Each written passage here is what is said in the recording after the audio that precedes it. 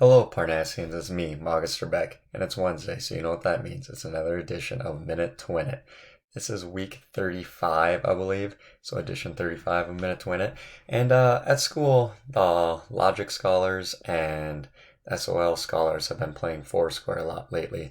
So for this Minute to Win It, I would like you guys to, let's just say, grab one family member or friend and not necessarily play Foursquare, but find some ball that can bounce.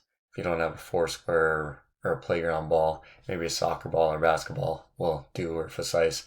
And just bounce it back and forth, let it hit the ground once, hit it underhand to your friend or family member, and they can hit it back, and see how many times you can hit it back and forth within the minute or 60 seconds.